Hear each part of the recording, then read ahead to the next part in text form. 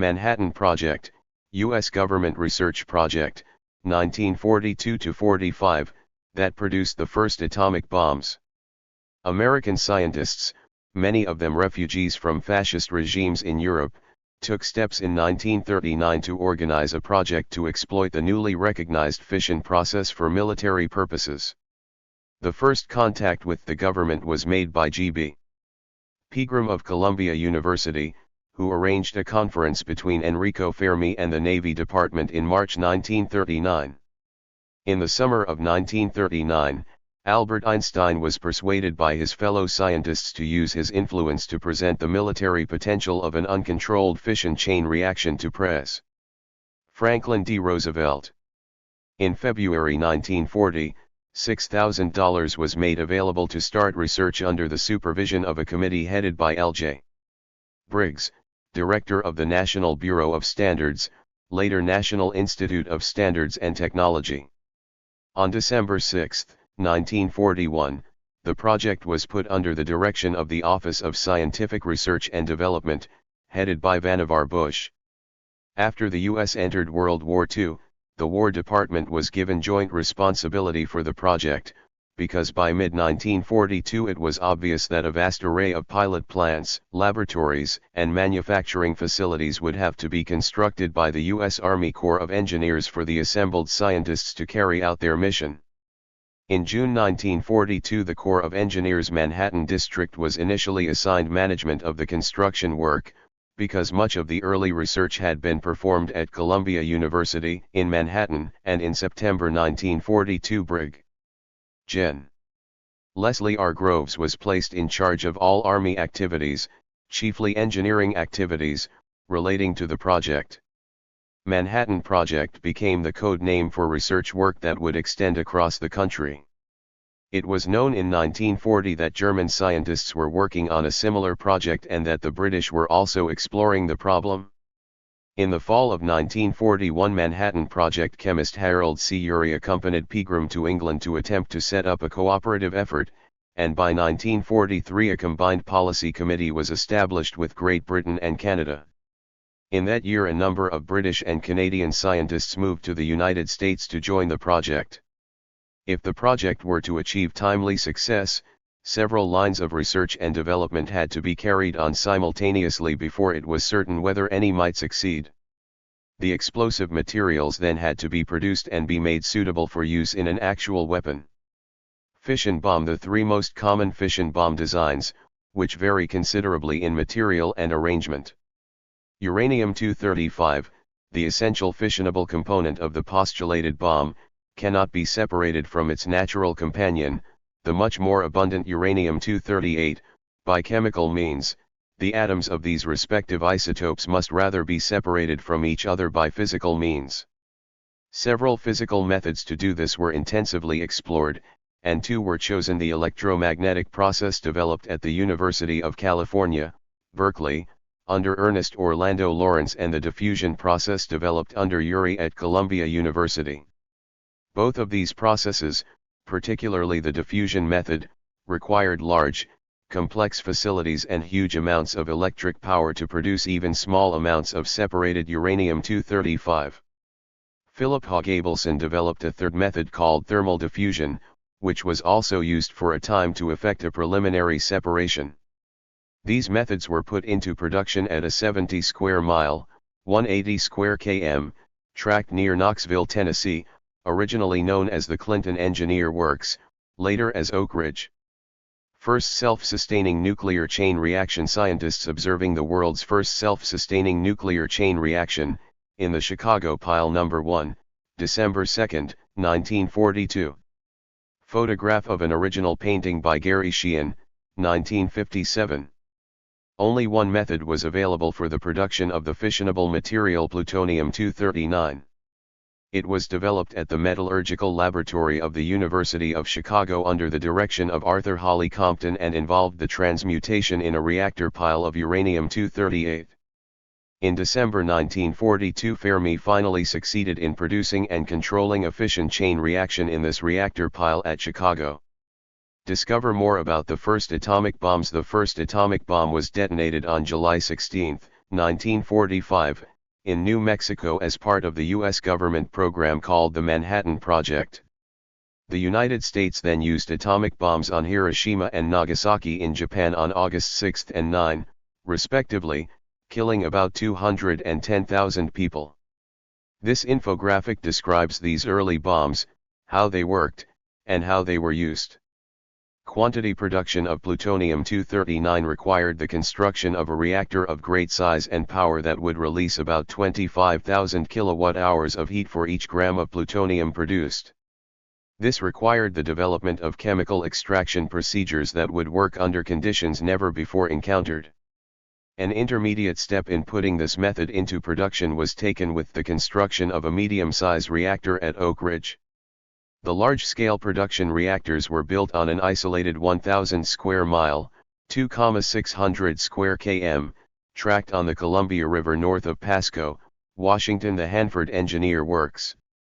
Before 1943, work on the design and functioning of the bomb itself was largely theoretical, based on fundamental experiments carried out at a number of different locations.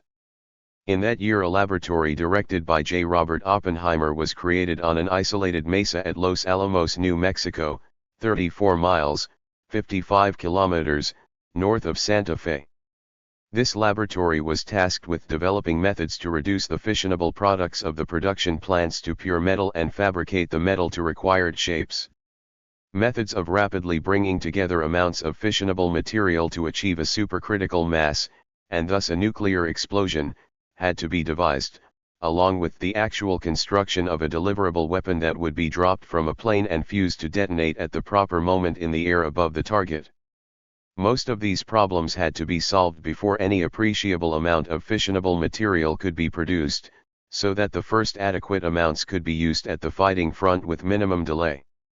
By the summer of 1945, amounts of plutonium-239 sufficient to produce a nuclear explosion had become available from the Hanford Works, and weapon development and design were sufficiently advanced so that an actual field test of a nuclear explosive could be scheduled. Such a test was no simple affair. Elaborate and complex equipment had to be assembled to provide a complete diagnosis of success or failure. By this time, the original $6,000 authorized for the Manhattan Project had grown to $2 billion. The first atomic bomb was exploded at 5:30 a.m. on July 16, 1945, at the Alamogordo Air Base 120 miles, 193 kilometers, south of Albuquerque, New Mexico. Oppenheimer had called the site Trinity in reference to one of John Donne's holy sonnets. The bomb, a plutonium implosion device called Gadget, was raised to the top of a 100-foot, 30-meter, steel tower that was designated Zero. The area at the base of the tower was marked as Ground Zero, a term that would pass into common parlance to describe the center of an, often catastrophic, event. The tower was surrounded by scientific equipment, with remote monitoring taking place in bunkers occupied by scientists and a few dignitaries 10,000 yards, 9 kilometers, away. The explosion came as an intense light flash, a sudden wave of heat, and later a tremendous roar as the shock wave passed and echoed in the valley. A ball of fire rose rapidly, followed by a mushroom cloud extending to 40,000 feet, 12,200 meters. The bomb generated an explosive power equivalent to 15,000 to 20,000 tons of trinitrotoluene, TNT. The tower was completely vaporized and the surrounding desert surface fused to glass for a radius of 800 yards, 730 meters. The following month, two other atomic bombs produced by the project, the first using uranium-235 and the second using plutonium, were dropped on the Japanese cities of Hiroshima and Nagasaki. Neither city had been attacked during the U.S. strategic bombing campaign until that point, and planners wished to demonstrate the destructive power of the bombs. Hiroshima was selected as the primary target because of its military value. The city served as the headquarters of the Japanese Second Army. On August 6, 1945, at about 8:15 a.m. local time, a US B-29 bomber released a gun assembly fission bomb dubbed Little Boy above Hiroshima. The weapon detonated at an altitude of 1,900 feet, 580 meters, and the explosive yield was estimated to be the equivalent of 15,000 tons of TNT. Some 70,000 people were killed instantly, and by the end of the year the death toll had surpassed 100,000. Two-thirds of the city area was destroyed. Atomic bomb at Nagasaki, Japan on August 9, 1945, 3 days after detonating a uranium-fueled atomic bomb over Hiroshima, Japan, the United States dropped a plutonium-fueled atomic bomb over the Japanese port of Nagasaki. By the morning of August 9, 1945, the Soviet Union had declared war on Japan, but the Japanese government had not yet communicated its intent to surrender to the Allies. A B-29 carrying Fat Man, a plutonium implosion bomb similar to the one used in the Trinity test, was initially dispatched to Kokura, now part of Kitakyushu, Japan. Thick clouds and haze over Kokura prevented the bombardier from sighting the designated aim point, however, and the bomber proceeded to its secondary target, the port city of Nagasaki. At 11:02 a.m. Fat Man exploded at an altitude of 1,650 feet, 500 meters, northwest of the city center. The bomb detonated with the explosive force of 21,000 tons of TNT. An estimated 40,000 people were killed instantly, and at least 30,000 more would die from their injuries and radiation poisoning by the end of the year. About 40% of the city's buildings were completely destroyed or severely damaged. Due to the area's uneven terrain, a significant part of Nagasaki, particularly in the southeastern industrial and government district, was relatively unscathed. The Japanese initiated surrender negotiations the next day. By this point, Groves had notified U.S. press Harry S. Truman that another bomb would be ready for delivery within a week. Ionizing radiation injury from atomic bomb. Photograph of a woman's skin burned in the pattern of the kimono she was wearing at the time of her exposure to radiation from one of the atomic bombs dropped by the United States on Japan. On September 2, 1945, a Japanese delegation signed formal surrender documents on the deck of the USS Missouri. Shortly after the conclusion of hostilities, Manhattan Project physicist Philip Morrison traveled to Hiroshima at the request of the War Department to study the effects of the atomic bomb. Characterizing the bomb as preeminently a weapon of saturation, he said, "It destroys so quickly and so completely such a large area that defense is hopeless." Horrified by what he had witnessed, Morrison would spend the rest of his life campaigning against nuclear weapons and a potential third bomb. Operation Crossroads Able, the first peacetime atomic weapons test, conducted at Bikini Atoll, July 1, 1946. After the war, the Manhattan Project oversaw Operation Crossroads, a military scientific experiment conducted at Bikini Atoll in the South Pacific in 1946.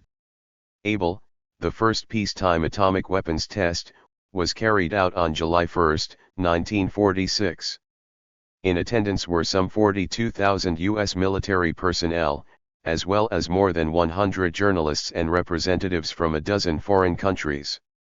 A 20-kiloton atomic bomb was dropped from a B-29 and exploded at an altitude of about 520 feet, 158 meters, over a fleet of about 80 decommissioned World War II naval vessels. Only 5 ships were sunk by the blast, and, although several more were damaged, the majority survived the explosion relatively unscathed. Within a day, radiation levels had subsided enough for the ships to be boarded and inspected. Press and foreign military observers seemed underwhelmed that the blast had not vaporized the assembled ships, but such an appraisal discounted the debilitating effect that radiation would have had on a ship's crew. Many test animals placed throughout the fleet quickly succumbed to radiation sickness, confirming a prediction in the bulletin of the atomic scientists that a large ship, about a mile away from the explosion, would escape sinking, but the crew would be killed by the deadly burst of radiations from the bomb, and only a ghost ship would remain, floating unattended on the vast waters of the ocean. Operation Crossroads Baker, the world's first underwater nuclear test, conducted at Bikini Atoll on July 25, 1946.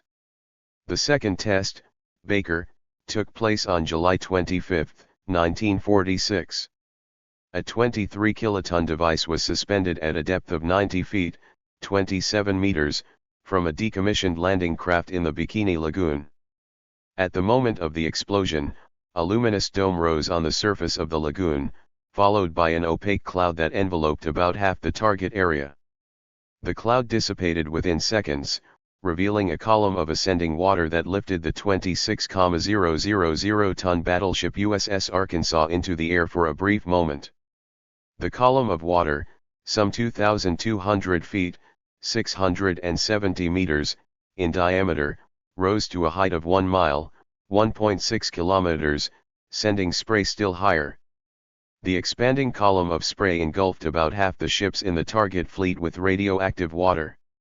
Waves traveling outward from the explosion were up to 100 feet, 30 meters, tall, even at a distance of 1,000 feet, some 300 meters, from the epicenter. The evaluation board of the Joint Chiefs of Staff reported that the explosion had produced intense radioactivity in the waters of the lagoon. The target ships were saturated with radioactive water so lethal that 4 days after the test, it was still unsafe for inspection parties to spend any useful length of time in the center of the target area or on any of the ships anchored there. Persistent radiation and the difficulty of decontamination led to the cancellation of Charlie, a planned third test that would have involved a bomb being detonated at the bottom of the Bikini Lagoon. After the conclusion of Operation Crossroads, the Manhattan District relinquished direction of the plants and laboratories under its jurisdiction to the U.S. Atomic Energy Commission, AEC, a civilian agency established by Act of Congress in August 1946. Under the AEC, weapon development and testing continued along with development of the peaceful uses of atomic energy. The U.S. government disbanded the AEC under the Energy Reorganization Act of 1974 and divided its functions between two new agencies, the Nuclear Regulatory Commission, which regulates the nuclear power industry, and the Energy Research and Development Administration, which was eliminated in 1977 when the Department of Energy was created. The Manhattan Project was the code name for the American-led effort to develop a functional atomic weapon during World War II.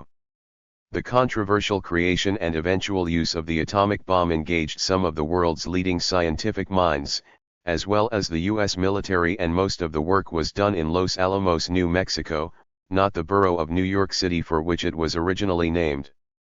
The Manhattan Project was started in response to fears that German scientists had been working on a weapon using nuclear technology since the 1930s and that Adolf Hitler was prepared to use it. The agencies leading up to the Manhattan Project were first formed in 1939 by President Franklin D. Roosevelt after U.S. intelligence operatives reported that scientists working for Adolf Hitler were already working on a nuclear weapon. At first, Roosevelt set up the Advisory Committee on Uranium, a team of scientists and military officials tasked with researching uranium's potential role as a weapon. Based on the committee's findings, the U.S. government started funding research by Enrico Fermi and Leo Szilard at Columbia University, which was focused on radioactive isotope separation, also known as uranium enrichment, and nuclear chain reactions. The Advisory Committee on Uranium's name was changed in 1940 to the National Defense Research Committee, before finally being renamed the Office of Scientific Research and Development, OSRD, in 1941 and adding Fermi to its list of members. That same year, following the Japanese attack on Pearl Harbor, President Roosevelt declared that the U.S. would enter World War II and align with Great Britain, France, and Russia to fight against the Germans in Europe and the Japanese in the Pacific theater. The Army Corps of Engineers joined the OSRD in 1942 with President Roosevelt's approval, and the project officially morphed into a military initiative, with scientists serving in a supporting role. The OSRD formed the Manhattan Engineer District in 1942 and based it in the New York City borough of the same name. U.S. Army Colonel Leslie R. Groves was appointed to lead the project. Fermi and Szilard were still engaged in research on nuclear chain reactions, the process by which atoms separate and interact, now at the University of Chicago, and successfully enriching uranium to produce uranium-235. Meanwhile, scientists like Glenn Seaborg were producing microscopic samples of pure plutonium, and Canadian government and military officials were working on nuclear research at several sites in Canada. On December 28, 1942, President Roosevelt authorized the formation of the Manhattan Project to combine these various research efforts with the goal of weaponizing nuclear energy. Facilities were set up in remote locations in New Mexico, Tennessee, and Washington, as well as sites in Canada, for this research and related atomic tests to be performed. Theoretical physicist J. Robert Oppenheimer was already working on the concept of nuclear fission, along with Edward Teller and others, when he was named director of the Los Alamos Laboratory in northern New Mexico in 1943. Los Alamos Laboratory, the creation of which was known as Project Y, was formally established on January 1, 1943. The complex is where the first Manhattan Project bombs were built and tested. On July 16, 1945, in a remote desert location near Alamogordo, New Mexico, the first atomic bomb was successfully detonated, the Trinity test, creating an enormous mushroom cloud some 40,000 feet high and ushering in the atomic age. Scientists working under Oppenheimer had developed two distinct types of bombs, a uranium-based design called the Little Boy and a plutonium-based weapon called the Fat Man. With both designs in the works at Los Alamos, they became an important part of U.S. strategy aimed at bringing an end to World War II. With the Germans sustaining heavy losses in Europe and nearing surrender, the consensus among U.S. military leaders in 1945 was that the Japanese would fight to the bitter end and force a full-scale invasion of the island nation, resulting in significant casualties on both sides. On July 26, 1945, at the Potsdam Conference in the Allied-occupied city of Potsdam, Germany, the U.S. delivered an ultimatum to Japan: surrender under the terms outlined in the Potsdam Declaration, which, among other provisions, called for the Japanese to form a new, democratic, and peaceful government, or face prompt and utter destruction. As the Potsdam Declaration provided no role for the emperor in Japan's future, the ruler of the island nation was unwilling to accept its terms. Meanwhile, the military leaders of the Manhattan Project had identified Hiroshima, Japan, as an ideal target for an atomic bomb, given its size and the fact that there were no known American prisoners of war in the area. A forceful demonstration of the technology developed in New Mexico was deemed necessary to encourage the Japanese to surrender. With no surrender agreement in place, on August 6, 1945, the Enola Gay bomber plane dropped the as yet untested Little Boy bomb some 1,900 feet above Hiroshima, causing unprecedented destruction and death over an area of 5 square miles. 3 days later, with still no surrender declared, on August 9, the Fat Man bomb was dropped over Nagasaki, the site of a torpedo building plant, destroying more than 3 square miles of the city. The two bombs combined killed more than 100,000 people and leveled the two Japanese cities to the ground. The Japanese informed Washington, which following Roosevelt's death was under the new leadership of President Harry Truman, of their intention to surrender on August 10, and formally surrendered on August 14, 1945. With the development of weapons designed to bring about the end of World War II as its stated mission, it's easy to think that the story of the Manhattan Project ends in August 1945. However, that's far from the case. Following the end of the war, the United States formed the Atomic Energy Commission to oversee research efforts designed to apply the technologies developed under the Manhattan Project to other fields. Ultimately, in 1964, then-President Lyndon B. Johnson put an end to the U.S. government's effective monopoly over nuclear energy by allowing for private ownership of nuclear materials. The nuclear fission technology perfected by the Manhattan Project engineers has since become the basis for the development of nuclear reactors, power generators, as well as other innovations, including medical imaging systems and radiation therapies for various forms of cancer. Thank you for watching this video.